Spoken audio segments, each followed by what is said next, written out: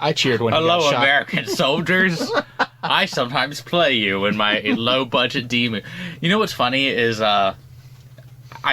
this is probably me being mean, but I do feel that's how, like, low-budget D-tier actors act, like, That's how I imagine themselves. That's how I imagine Bruce Campbell in real life. This podcast is not suitable for children or those who are easily disturbed. Spoiler warning for whatever is in the title of this episode. And now for the obligatory socials. Please like, share and subscribe. Follow Daniel at DStarSick on Twitter. Follow Ryan at Darth Damio on the Bluebird app. You can find the podcast on Twitter at HorrorPod69. You can also follow us on Facebook, Instagram, Slasher and Goodreads. Become part of the Disturbed community by asking for the Facebook group and Discord links. Send dick pics to the horrorofbabylon@gmail.com. Support the show at patreon.com/thehorrorofbabylon. In closing, you can let your friends know that The Horror of Babylon is available on YouTube, Apple Podcasts, Spotify, Audible and all other major podcast apps.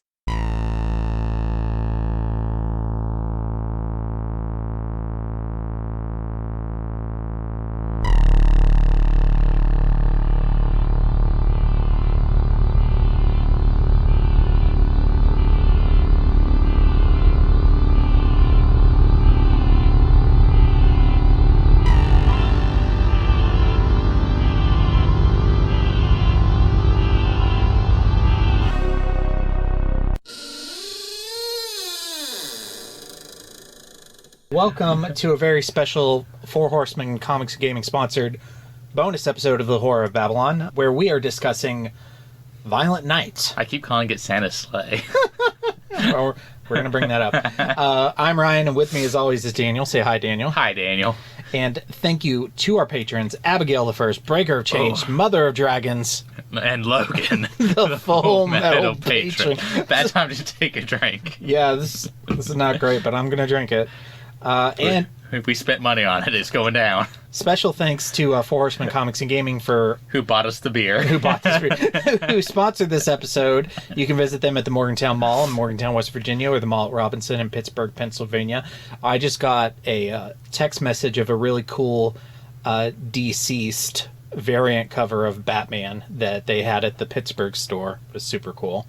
That's pretty cool. Yeah, deceased is fun. I need to start looking at a variant cover so I can see if there's any that I actually want. It's a rough game to get into Yeah. because so many people want them. The only variant covers I ever really used to collect were blanks. Because I always intended to go to conventions and have people do custom art on them. Like, I have a blank of Action Comics 1000. You know, it was a pretty big deal. And I want to find someone to do Goku and Superman fighting on the cover. That's cool. Yeah. So, thank you to Four Horsemen. Neither of us had seen this movie. It came out last Christmas, and this is April, so it's only actually been out like 5-ish months. I remember my mom took my nephew to see this movie. Yeah. A week ago, I would have said, why would she do that? Because I thought, for some reason, that this was a slasher. I thought this was a horror movie. Turns out it's not. No, it's more like a... The descriptor on Wikipedia and IMDb is a Christmas action comedy. It's definitely an action movie, but I'm trying to think of like a certain specific type of subgenre, like Air Force One. Yeah. Where it's like one dude versus the 20 terrorists. I have never sat through this entire movie, but what I was thinking in my head the whole time was Die Hard. Yeah, Die Hard's a good one. Yeah. Good descriptor. I love Air Force One. That's a great movie. I keep meaning to read the books, but I feel like I have to... Didn't know it was based on a book. It's a Tom Clancy book. But I haven't even been able to finish Hunt for Red October because he'll spend like 20 pages describing a submarine, and I'm just like, get back to the terrorists. He's the Tolkien of warfare. Yeah, he'll like talk about a gun for like 5 pages. Yeah, I'd get bored of that too. And you like guns. Yeah, and that's an exaggeration, of course, but it's like, that's how he writes. He's very technically minded. Yeah. Did you think this was a slasher, or was it just me? I thought this was... No, I knew, because I saw the trailer. Oh, okay. I never saw the trailer. Yeah. I thought maybe, at most, it would be maybe lean into, like, Santa fucking shit up more than what we got, and he still fucks some shit up. The vampire's a pure myth, superstition. I may be able to bring you proof that the superstition of yesterday can become the scientific reality of today. All right, so let's jump into background. This film premiered at New York Comic Con on October 7th, 2022, and then it hit theaters December 2nd, 2022, which is only like 5 months and 5 days ago. So this is pretty recent. Had a budget of $20 million and grossed $76.6 million, so almost 4 times. Pretty good. Yeah, that's pretty good. Pretty good. It has mostly positive reviews from critics. I was actually surprised when I saw and I don't listen to Rotten Tomatoes all that much. Speaking of which, we need to go see the Mario movie. I want to see Mario. Yeah. Maybe we'll do a double feature. We'll watch Renfield and then Mario. I have a 10-year-old son. There's no way I'm not seeing the Mario movie.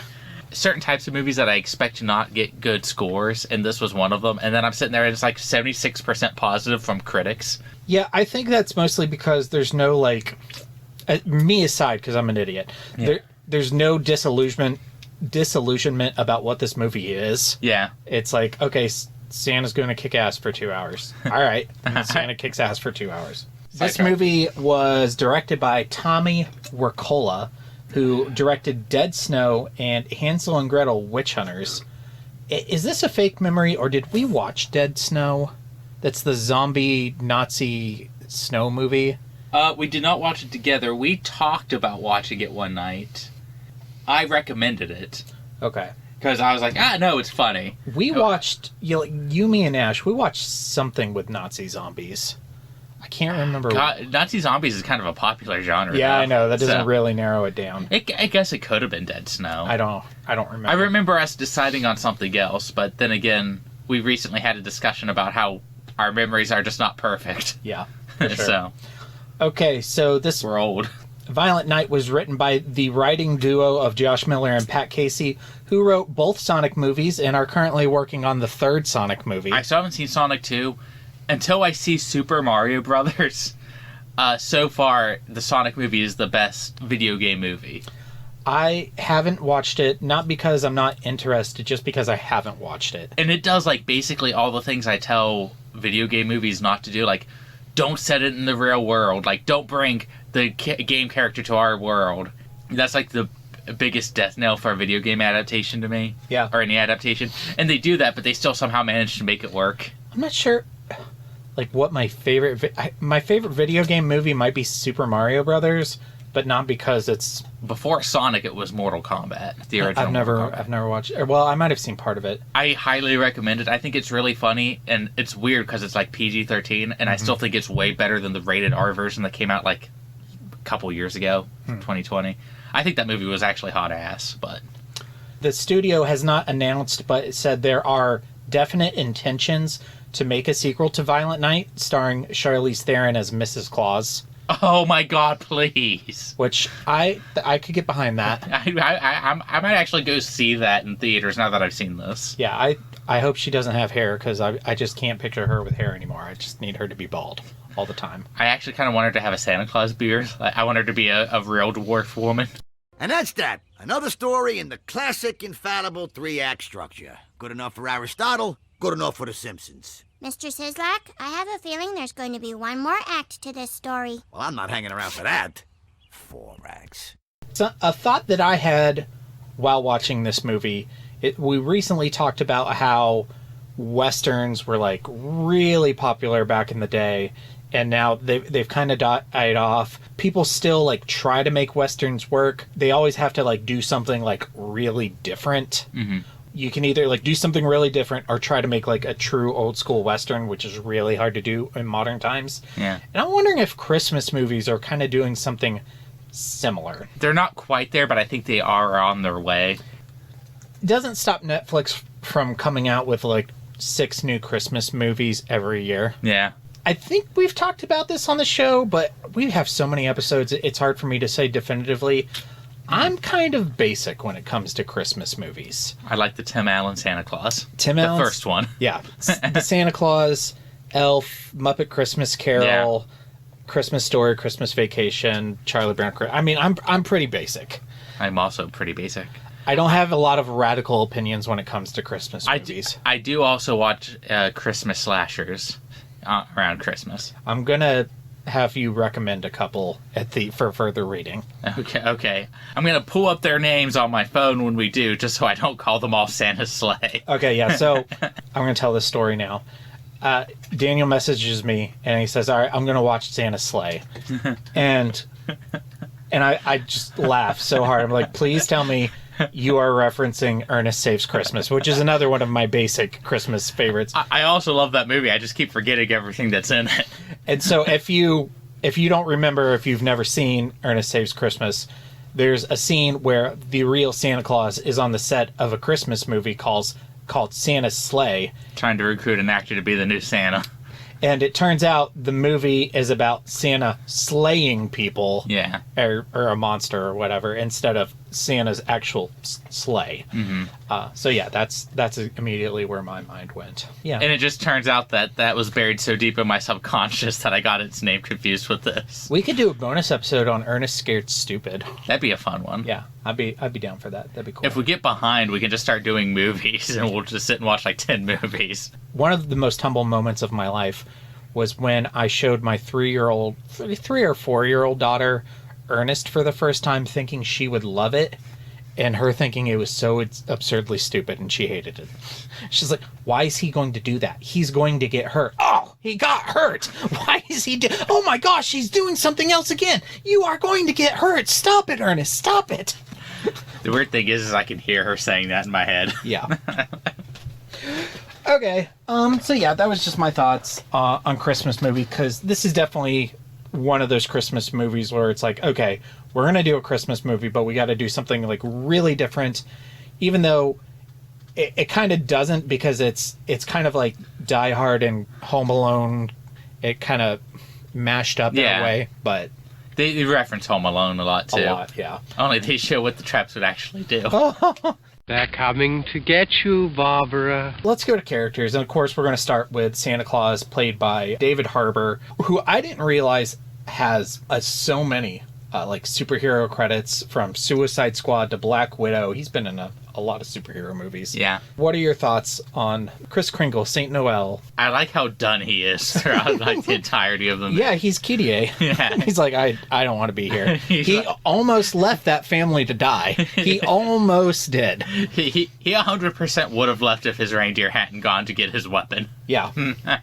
And if that little girl wasn't there, fuck you guys. He would have bolted. You joked about this before the pre-show, where like they give an origin story, but not really. Yeah. I actually kind of liked that, where it was like all these teases. Mm-hmm. It almost seems like he was cursed to be Santa Claus at some point. I don't know if I would have actually given more or not, but I was expecting when I was a Viking and I had this hammer. I was like, okay, how does a Viking become Santa Claus? Like, I wanted to know. I mean, maybe it's better that they give just a little bit of information, because that's not what the movie's about. Again, the movie doesn't outright tell you. I sort of inferred that he was such a violent person that eventually he was cursed to bring Christmas joy. And maybe that's, if they do a sequel, that's something that could be addressed. Yeah. I loved his list, how it was almost not digital, but like he'd pull it up and it would like change whose name was on it. So much that wasn't actually physical. Mm-hmm. I was like, that's cool. Yeah. I loved his fight scenes. I was like, those are actually pretty well choreographed and very visceral. Probably the thing I enjoyed most about, well, maybe the second or third thing I enjoyed most about this movie, is it basically does everything like we asked Winnie the Pooh, Blood and Honey to do, is just lean into the gimmick. Super hard. It leaned into the gimmick. Kill somebody with a Christmas tree star. Who here hasn't, as a kid or even as an adult, sucked the bottom of a candy cane so much that the bottom point of it was sharp, and then maybe pretended to stab somebody? Yeah. Now would that actually be enough to like stab somebody? Maybe no. I'm pretty sure the candy cane would have broken in half. But still, you're willing to suspend your disbelief in the movie. I was kind of hoping that when the reindeer came back, they were going to land on somebody and trample them to death, but I'm willing to forgive that. I honestly, because he mentioned it earlier, I was expecting them to bring back Rudolph. And he was going to shoot like I thought that was going to be like the big MacGuffin at the end of the movie was like I can't remember the bad guy's name. Scrooge. like he was gonna get like a laser beam shot through his chest, and there would be like this burning hole. And then, real quick, so let's talk about Scrooge, played by John Leguizamo, who I love. I adore. 10 out of 10. Loved his performance. Yeah, he was amazing, but he came up and he like introduced himself. I am Scrooge. I'm like, Scrooge's whole character is that he turns out to be like the greatest supporter of Christmas that ever there was. I mean, that's. Did you read A Christmas Carol? Yeah, have you ever read A Christmas Carol? Like, but yeah, I mean, obviously, Scrooge makes sense. I love that just by pure sheer coincidence that the bad guy had like a Christmas origin story. Yeah. A Christmas tragedy origin story. It wasn't by coincidence. It was his destiny to be there. That his whole life led up to this one moment. It was, again, this is leaning into the gimmick. Yeah.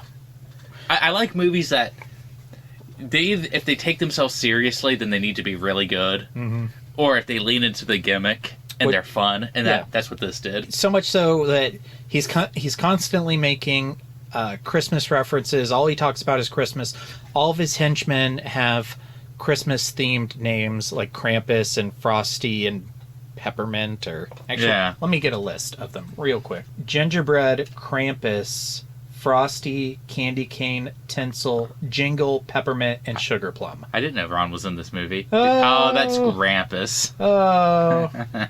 Not talking about each of them individually. Because there's a lot. Yeah, the Lightstones, the family, who are the hostages. The little girl I really liked. The little Trudy. She's great. The rest of them are all terrible pieces of shit. Including the dad. Who I thought was going to turn out to be like the good one, and then no, he's maybe the worst one. I think that's my one criticism of the movie is he gets his happy ending, and I'm not sure he deserved it. I don't think any of them, aside from the daughter, deserve it. Yeah, and that's the only reason I kind of let it slide, because that's what she wanted for Christmas. Yeah. So kind of the only part that, like, I don't want to say made me mad, but took me out of it, and I was like, is that really good? Is the fact that, I at the beginning I was thinking, okay, the little girl and the mom and the dad, they're all kind of decent people, and then you get that big revelation about the dad that he's the one who stole all the money, and it turns out he's a total piece of shit, just like his mom. I told you not to care about the money, and your solution is to steal all the money. But then what's it say about the mom that she takes him back? Like, I'm pretty like he's a thief. He stole from his mom. Yeah, his mom's a piece of shit, but he stole from his mom, and like you're going back to this guy. It sounds like you got it right the first time. Who played the mom? Beverly G. Angelo. Okay. Yeah, from the Vacation movies. Thank you. Yeah, she's amazing. Yeah, she did a great. She was great at playing like a bitch mom. Oh yeah, she was fantastic. I think, aside from maybe John Leguizamo, she was probably the best performance in the movie. She's just had that rich cold bitch thing down. And who is the dad? Alex Hassel. Okay, I kept calling him Paul Rudd in my head. He's like, I knew he wasn't, but that's what I kept calling. I mean, good performances all around, but I was just like, man, these people are all shitty, and none of them like deserve what they're getting. I really hope they all learn from it and grow, because otherwise...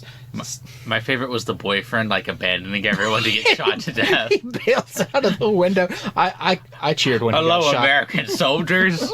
I sometimes play you in my low-budget demon. You know what's funny is,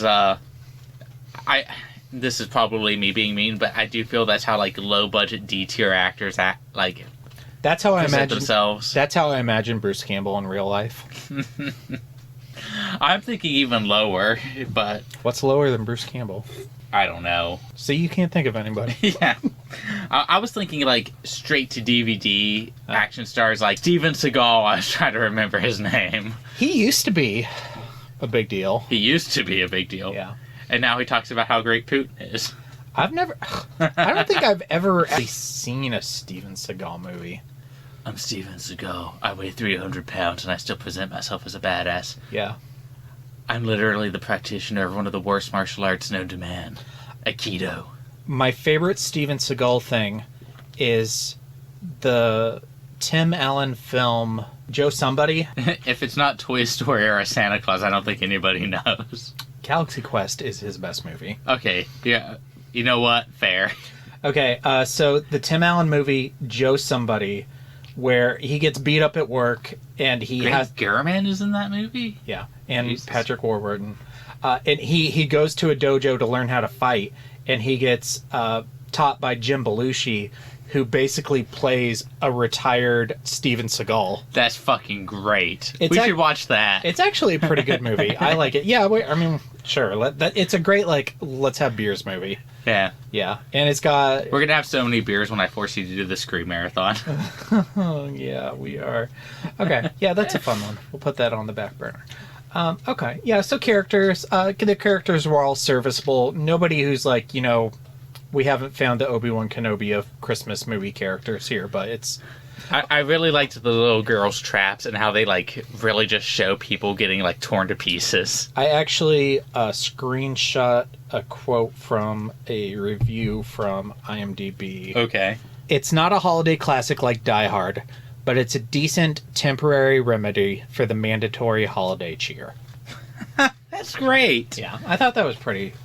Oh, nail on the head or nail through the jaw. I'll kill you all! I'll drive you crazy, and I'll kill you all! I'm every nightmare you ever had. I am your worst dream come true. I'm everything you ever were afraid of. Moving to scary shit. It's not a horror movie. It's not supposed to be scary. So just like our Treehouse of Horror of Babylon episodes, I thought we would talk about the best joke and the worst joke.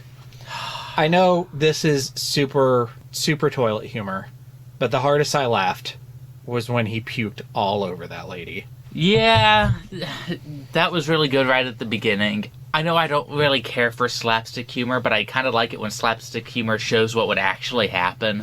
Yeah. So the little girl's traps got me. I thought that was really funny. Those were fantastic. And I knew when that guy pulled the nail out of him and then held it up to look at it, I knew exactly what was going to happen. And I still laughed. Yeah, well, I just went...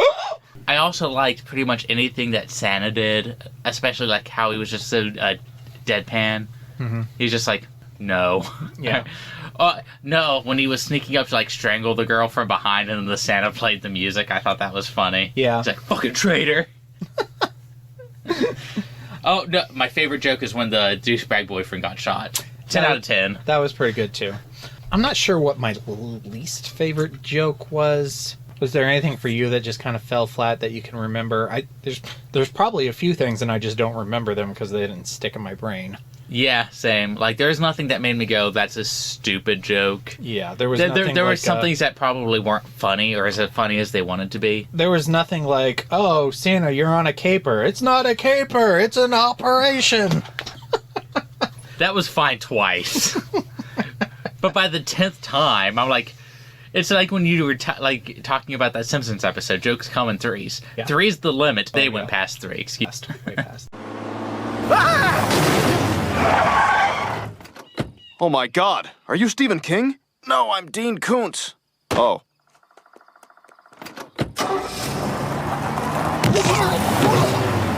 Kings and Koontz, what is your king for Violent Night? Santa.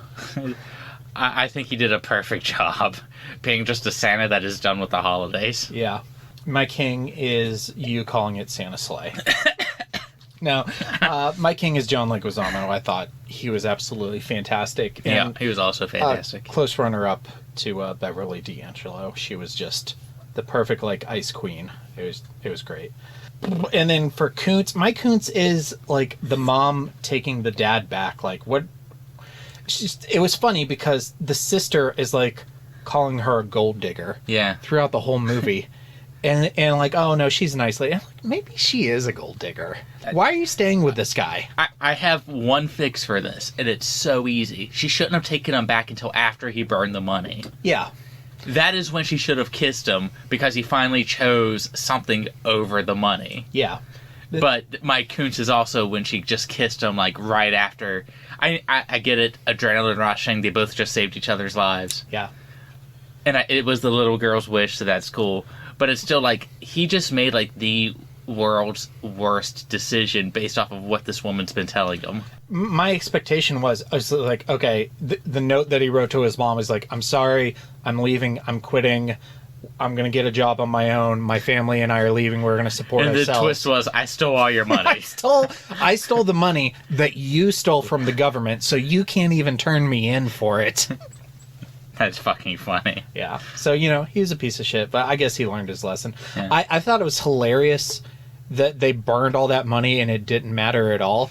And Santa's like, I'm cold. And there's literally 200 trees around them. And he's like, hold on, let me grab a bag of cash and set it on fire.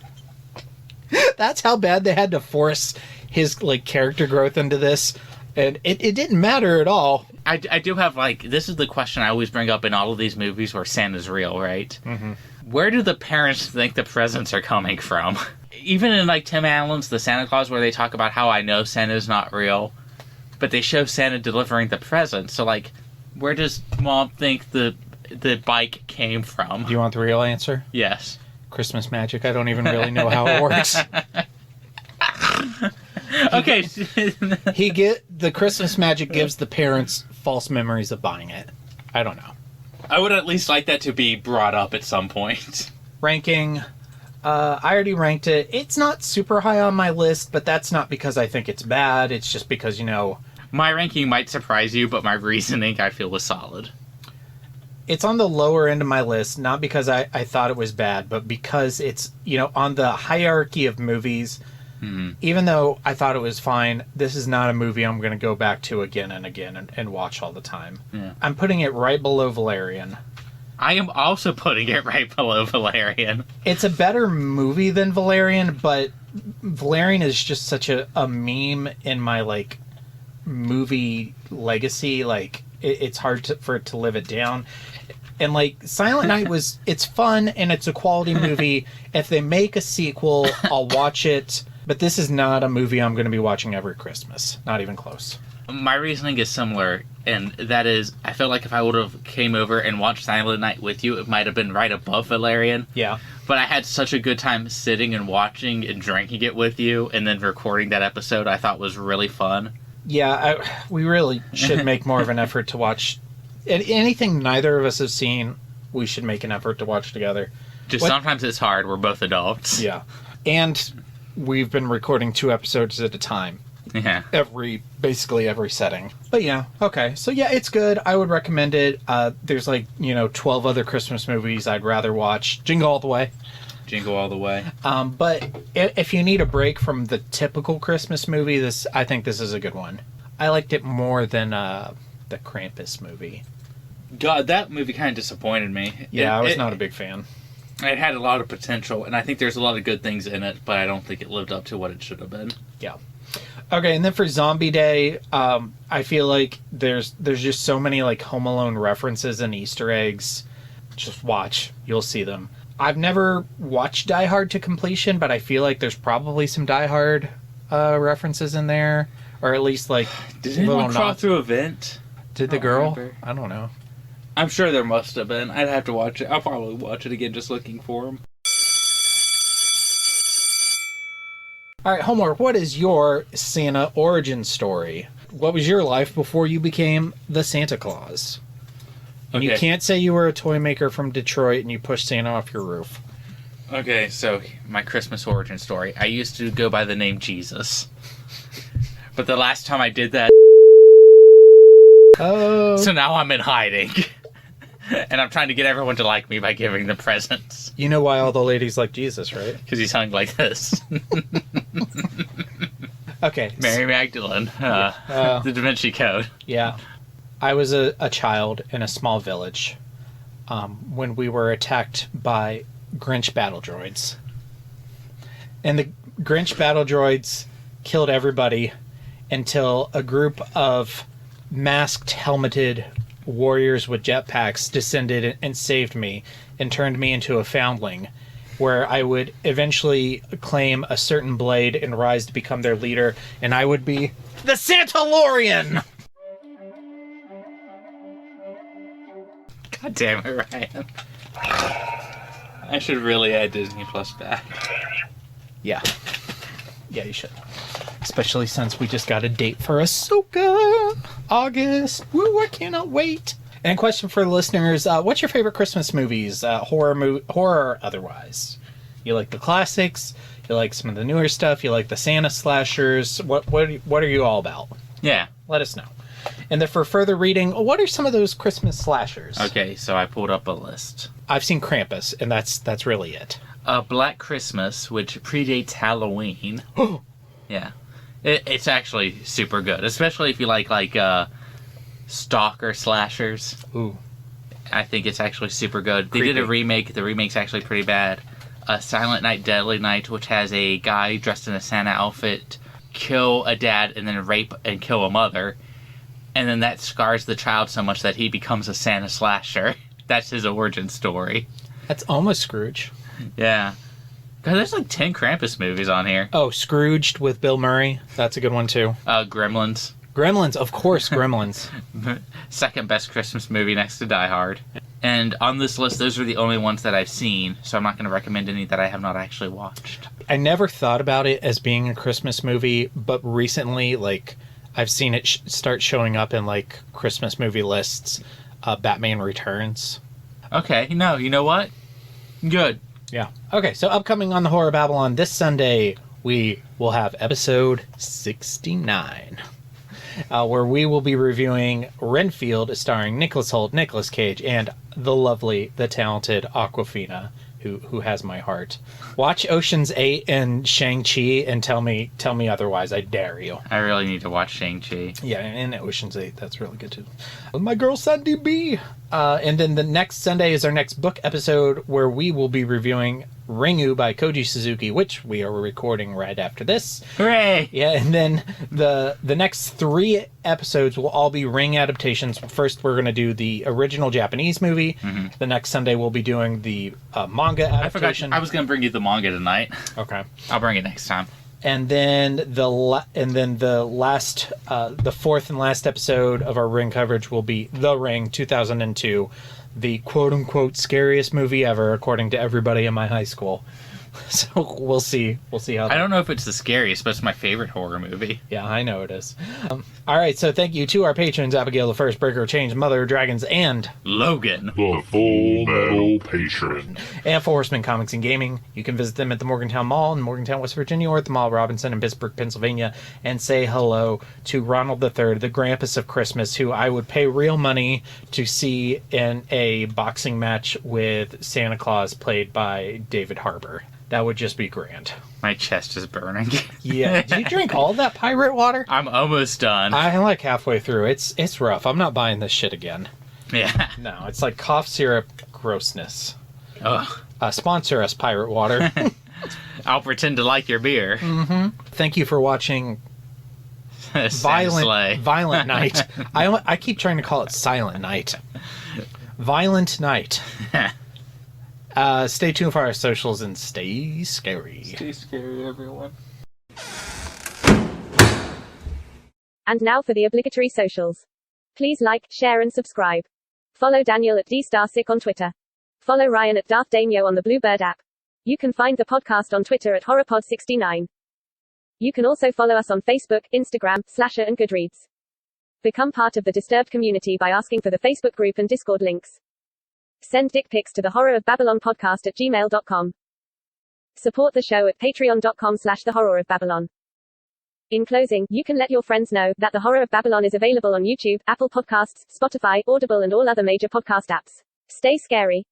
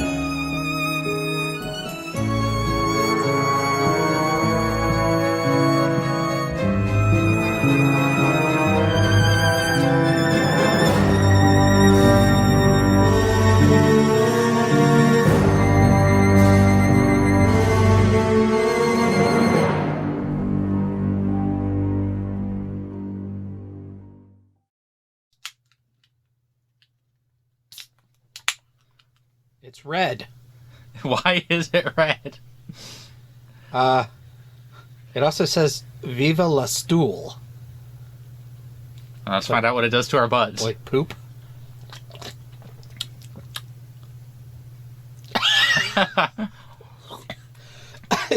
Well, Ryan, you know what else is red? Santa's outfit and all the blood in this movie. It's like cherry, like cough syrup with fruit punch. Cough syrup is a good descriptor. We should have just drank cough syrup and gotten really high. This is pirate water, which is an alcoholic beverage of some sort. I guess it's like a wine cooler. I kind of thought it was beer because it's a flavored malt beverage. 10% alcohol. That's a lot of alcohol. That's a lot of alcohol. How many calories are in this? They don't have to put that on alcohol. Really? No, they don't. Probably a lot. Because I imagine there's a lot of sugar in that. It also has a little bit of a burn going down. Yeah, it's... I have 10%. I have some other stuff for after.